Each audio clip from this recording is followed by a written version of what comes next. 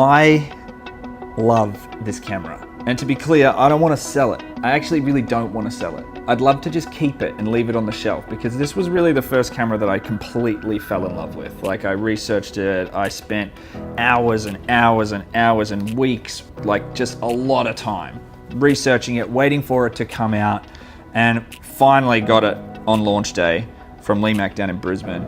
Long story short, this has been an absolute workhorse, this camera, for me, and it's got a couple of little nicks and sort of scratches around the top from, you know, no massive drops or anything like that, literally just sort of, you know, collecting something in a camera bag or something like that, but it still works perfectly. It's beautiful.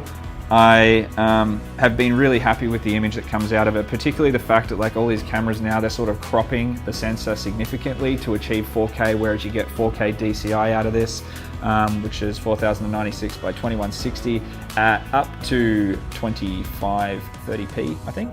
Don't quote me on that. We'll have the specs somewhere around here.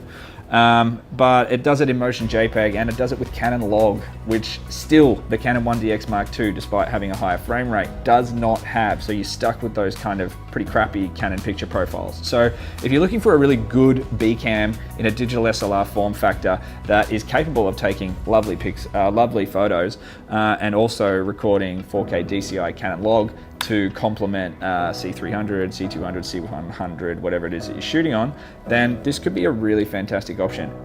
It's still, yeah, very good by today's standards and still creates a very lovely picture. So yeah, if you're interested, I don't want to sell it to you, but I begrudgingly will. So yeah, I hope you are as good to it as we've been to it. And I hope you enjoy it and love it as much as we have. Thanks. I've just been told that this has a lens on it, but I'm not selling it with a lens. Correct. This is another item that we are selling, but the tilt shift, the 24mm here, does not come with it. I should also say, I'm not exactly sure how to know what the shutter actuations are. I've been right through the menus and stuff like that. This was predominantly used as a video camera. It did take stills as well, but really it was, you know, for the video purposes that we had this camera. Sounds lovely still. It's got a really solid clunk. So yeah, cool.